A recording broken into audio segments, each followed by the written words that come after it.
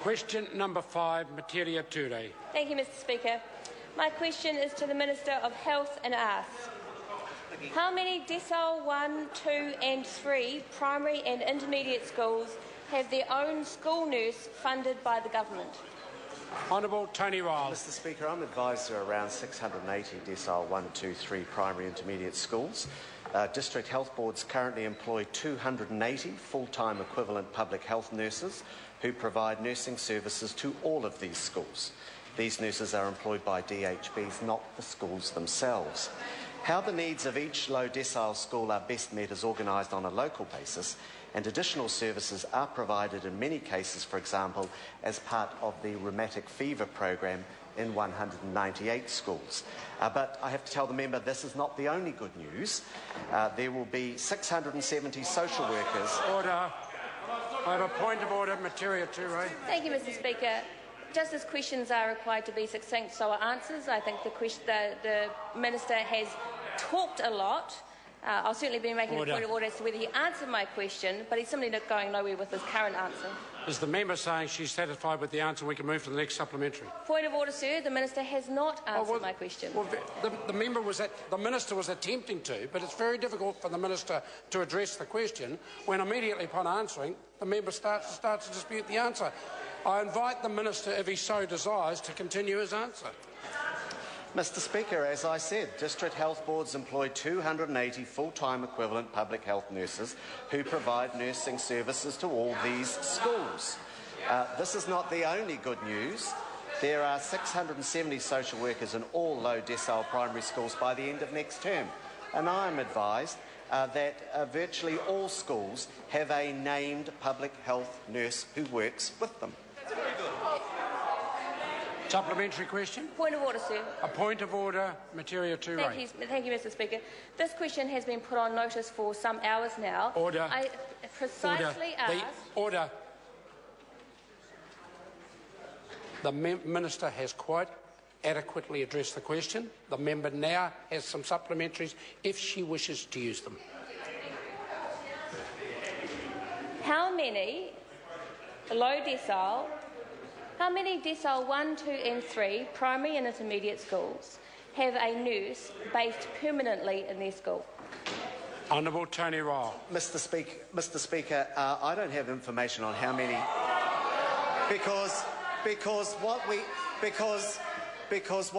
what I can tell the member is that the way that this, and I don't think the member was aware of this when their policy was announced, but public health nurses are allocated to every school in New Zealand, and those services are provided by the public health nurses to all those schools. Matching those public health nurse services to all those schools is 670 social workers by the end of next term. And it is this combination of school nurses and social workers that has proven to be most effective. Supplementary question, Metiria Turei. Thank you, Mr Speaker. How many decile 1, 2 and 3 primary and intermediate schools have a nurse who visits more than once a month?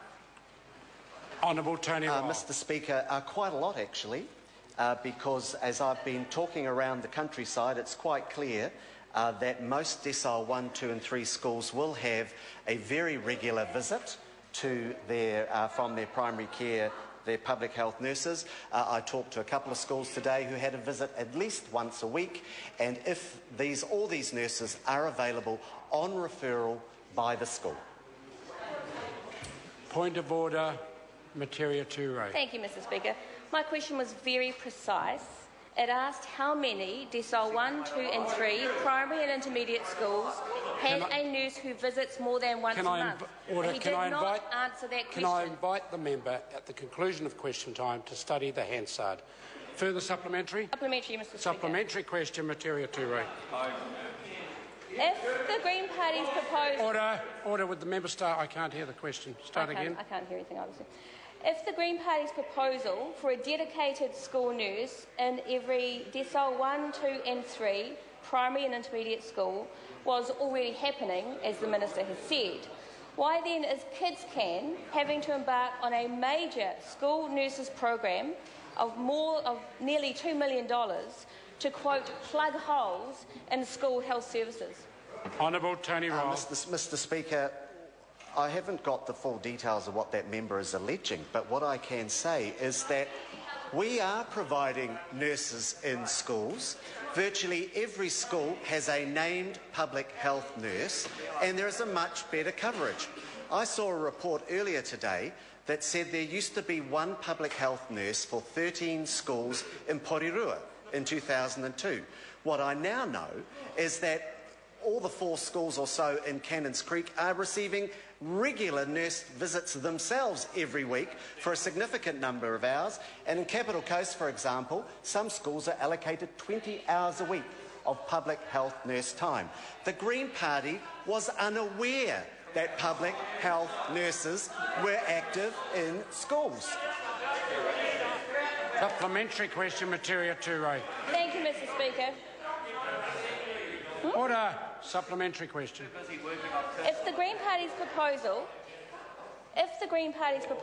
for a dedicated school nurse in every decile 1, 2 and 3 primary and intermediate school was already happening, as the Minister said, why has the principal of Papakura's Kelvin Road Decile 1 school had only said in a written email to me that they have only had one visit from a public health nurse last term and only one visit from a public health nurse this term?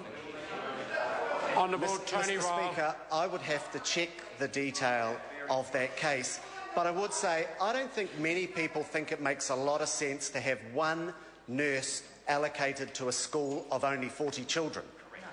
That doesn't make a lot of sense, because what will the nurse do all the time with one nurse for 40 children in a school? What this government does is we have 280 public health nurses working every day with schools up and down this country, which is a fact that the Green Party seemed to be completely unaware of when they announced their policy on Sunday. Supplementary question, Dr. Jan Yang. A point of order. Point of order. Jacinda Ardern. Just for the sake of clarity, Mr. Speaker, on notice, the Green Party had asked a question about how many of the school nurses in decile 1 to 3 primary schools were funded by the government. The Minister mentioned that there were many nurses. Clearly, he didn't have an exact figure. I just wanted to seek clarity as to whether or not it's actually up to DHB's discretion Order. and therefore not directly This is not a point funded. of order. And is that order. That is not a point of order, and the member will resume her seat. Supplementary question, Dr. Jan Yang. Yeah. Order. I have a point of order from Metiria Turei. Thank you, Mr. Speaker. I seek leave to table an extract from an email to me from the principal of Kelvin Road School, who says that Leave us sought to table the email from the principal of the school. Not Order. 40, as the Minister Order. seems to imply. The House has heard enough. Leave us sought to table that email. Is there any objection? Yes, there is. Dr. Jan Yang, supplementary question. Yeah, to the Minister of Health. Has he seen a report that says there are no health services before school checks and nurses in secondary schools, and a claim that says there is a gap in school-based health services programs in primary schools? Honourable Tony Ryle. Mr. Speaker, yes, I have seen a report that says there is no national framework for school-based health service programs in primary schools. This is simply incorrect. It appears the writers of this report were completely unaware that we have significant numbers of public health services in primary schools delivered by public health nurses, especially in low decile schools. The writers of this report said there were no health services before school checks and before secondary schools. The writers were well and truly behind the 8 ball, and the report came from the Green Party of Aotearoa. Order. Order. Supplementary question. Supplementary question. Thank you, Mr. Speaker. If the Green Party's proposal for a dedicated school nurse in every low decile 1, 2 and 3 primary and intermediate school was already happening, as the Minister has said and in his last answer, Why then has the principal of Hamilton's Road Street Decile 3 school written to me to say that his school has had to employ its own nurse with funding diverted from his school's operation grant because, quote, many of our tamariki were missing school due to preventable illnesses such as glue ear, school sores and head lice? Honourable Tony Ryle. Mr Speaker, of course I would have to check the full circumstances of what the member says, but I do know that in the Waikato, I understand they employ 36 public health nurses who regularly visit schools. I think if the member had taken the time to talk to some decile 1, 2, 3 schools, she would have found out that public health nurses are regularly visiting those schools. They are they can take referrals from those schools. They're working actively with those schools, with child, youth and family, with hospital and GP referrals. And it's quite clear that the Green Party policy announced on Sunday, they did not realise that public health nurses visit primary schools regularly. Supplementary question? Supplementary question, Metiria Turei. Thank you, Mr Speaker. If the Green Party's proposal for a dedicated school nurse service in decile 1, 2 and 3 primary and intermediate schools was already happening, as the Minister keeps repeating wrongly, why then did a principal write to me to say a public health nurse tried to help where she could, but was spread between too many schools and was often seconded by the DHB to deliver other programs? Honourable Tony Ryle. Mr Speaker, of course I would have to be able to check the details behind that. But look, what's absolutely clear is we've got 280 public health nurses who are regularly visiting and supporting schools. They are also working closely with the families based on referrals that schools make. This is a valuable service that's already being provided, and it is absolutely clear. The Green Party, in their discussion document and their policy, was completely unaware that the school-based health service is provided by public health nurses up and down the country. It's rather embarrassing for them, I would have thought. Supplementary question, Metiria Turei. Will the Minister address the reality of the situation and concede that school principals are right when they say that there is a glaring gap of nurses in primary and intermediate schools right now, and that the payoff of a comprehensive service in these schools is improved academic results, better school attendance, millions of dollars saved from avoidable illness every year, and most importantly, better lives for around 120,000 New Zealand children, lives that he is not providing for because there is no comprehensive public health service in primary and intermediate schools. Point of order, sir. Point of order, Metiria Turei. I don't expect the Minister to stand up and begin answering the question before I've finished it. But if the member it would be helpful if the member didn't rise to if the Minister didn't rise until the member finished. But equally, it was a very, very long question. Speaker. Honourable Tony Ryle. Mr Speaker, what I would say to that member and in response to that question is that members can ask as many questions as they like. It won't cover the fact that the Green Party was unaware that, for example, in Gisborne, primary schools there in the high decile areas are visited 3 times a week and more often where need is there. That in Northland, the low decile schools in Gisborne and the low decile schools in Northland are visited on a weekly basis, including 19,000 one-on-one consultations between the public health nurse and the school student. Whatever that member says, it can't hide the fact that they didn't know that the public health nurse services were provided in primary and intermediate schools. Supplementary question, Brendan Horan. Order. Order. I have called Brendan Horan. Supplementary Thank you, Mr Speaker. To the Minister,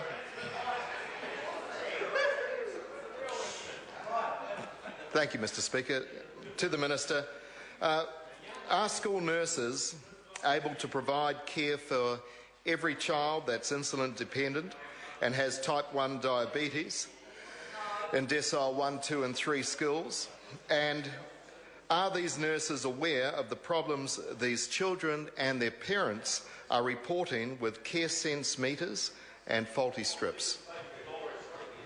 Honourable Tony Ryle. Mr Speaker, I'm sure the school-based public health nurses are aware of the needs that any school wants to draw to their attention, but I have to say, with respect to that matter of the diabetes switchover led by Pharmac, actually the vast majority of consumers have made the switch and it's progressing very well.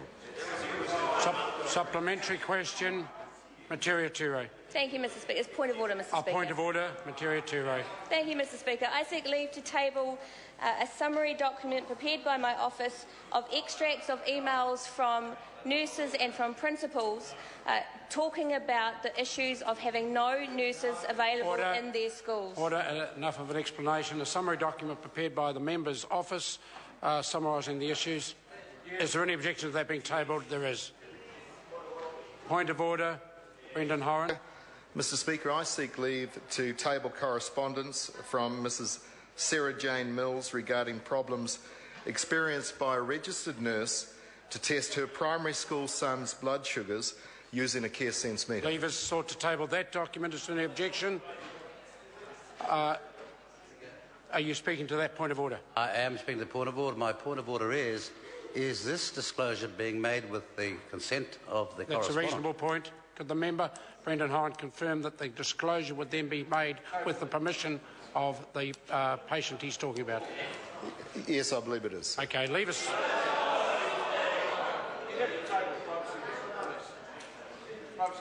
I think unless the member's sure, he would be better not to be tabling the document, would be my advice. Point of order, Mr Speaker. Point of order. I seek leave to table correspondence to me from Helen Lockley of New Plymouth, whose diabetic son again, the same attends... issue. Is Ms Lockley aware that you're attempting to do this? Yes, sir. Okay, leave us sought to table that correspondence. Any objection? Yes. There is. Point of order, Metiria Turei. Thank you, Mr Speaker. I seek leave to table two documents. Both are communications to me, first from the New Zealand Nurses Organisation and secondly from the New Zealand Education Institute supporting a policy of comprehensive health services in decile 1, 2 and 3 primary Leave us sought to table those two pieces of correspondence. Any objection? There is. Question. Point of order, Chris Hipkins. Mr Speaker, I waited until the end of the questions because I didn't want to interrupt the members' questions, but I want to raise with you a recurring issue in the House, and that is the inconsistency in the quality of the sound system. And during that question, we could barely hear Metiria Turei, and I could tell that she was speaking quite loudly. We could hear both the Minister and Brendan Horan and others who were speaking quite quietly, very clearly. It does seem to be that some of the microphones in the House are very loud and others are not. And it doesn't, and sometimes, sure, the level of interjection impacts on that, but clearly there were points where the House was very silent while Metiria Turei was speaking, and I could still barely hear what she was saying. I will certainly look at... Honourable Gerry Brownlee. I don't want to prolong things. Mr Speaker, I think I have to agree it was pretty hard to hear the member. It's probably because of the location of the microphone, with all due respect.